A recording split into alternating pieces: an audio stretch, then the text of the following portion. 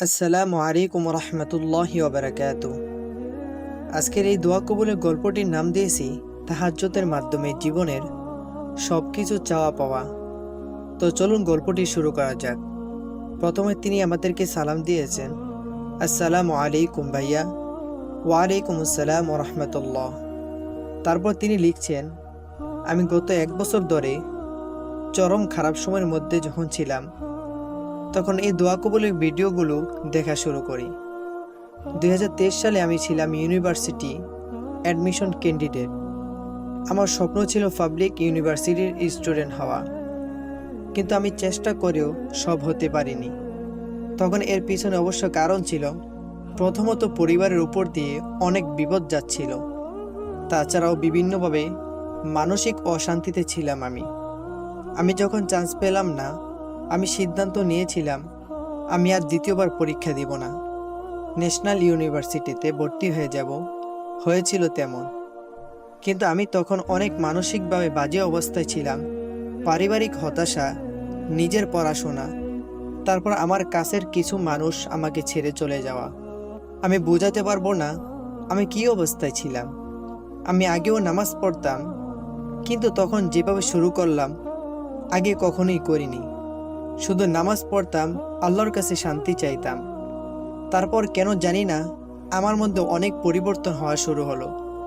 আমি যা ইবাদত করতাম অনেক মন থেকে করতাম। তাহাজ্জুদ পড়তাম মূলত আমি তখন ফিল করতাম আল্লাহ ছাড়া আমার কেউ নাই, আমার পাশে সে ছাড়া কেউ নেই। এবার আমি আবার সিদ্ধান্ত নিলাম আমি পাবলিক ইউনিভার্সিটিতে সেকেন্ড টাইম পরীক্ষা দেব। কিন্তু সেটাও অত সহজ ছিল না, পড়ায় অনেক গ্যাপ। তারপর সব মিলায় আমি চেষ্টা করতাম, কিন্তু বাকিদের মতো অত পারিনি। তবে আমি প্রতিদিন দোয়া করতাম, তাহাজ্জুদের সালাতে দোয়া করতাম এবং ভালো ভালো কাজ করার চেষ্টা করতাম। এভাবে কয়েক মাস যাওয়ার পর আমি পরীক্ষা দিলাম আল্লাহর উপর বিশ্বাস নিয়ে, যে যা কিছু হবে ভালোই হবে, আল্লাহ অবশ্যই আমার দোয়া কবুল করবেন। কিন্তু তারপর শুরু হলো আমার ধৈর্যের পরীক্ষা। দেশে আন্দোলন শুরু হলো, সব কিছু আটকে গেল। 6টা মাস টেনশনে ছিলাম যে আমার কোথাও চান্স হবে না, রেজাল্ট আর দেয় না, দেশের অবস্থা খারাপ, সব কিছু বন্ধ, আর আমার চান্স পাওয়ার পসিবিলিটিও কম ছিল। তবু আমি হতাশ হই নাই, দোয়া করেই যেতাম। তাহাজ্জুদ নামাজ ছাড়তাম না, রেগুলার না পড়লেও আমি প্রায় প্রতিদিনই পড়ার চেষ্টা করতাম।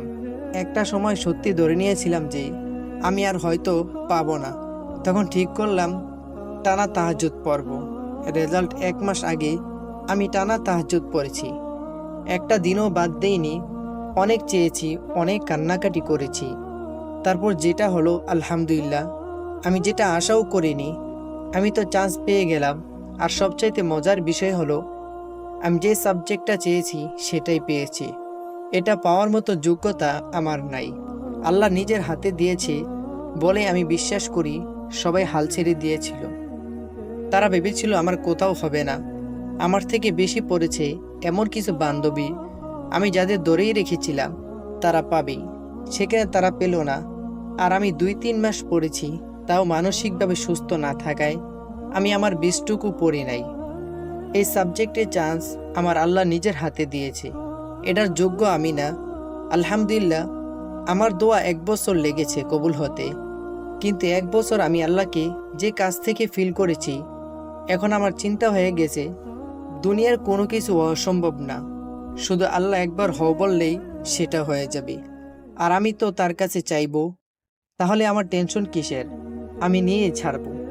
যা কিছু আমার লাগবে, আমি নামাজ পড়তাম, তাহাজ্জুদ পড়তাম, কোরআন শরীফ পড়তাম, শেষে সূরা ফাতিহা ও বাকারার শেষ 3 আয়াত পড়ে দোয়া করতাম।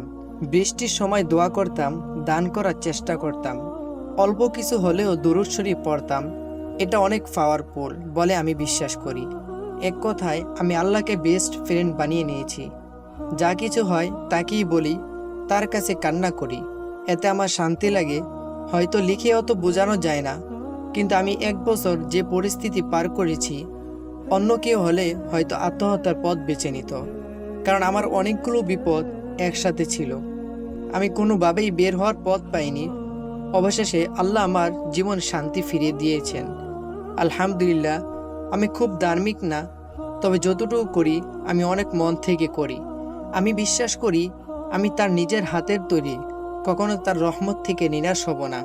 এবং আলহামদুলিল্লাহ, আমি যা চেয়েছি তার থেকে অনেক বেশি দিয়েছেন তিনি।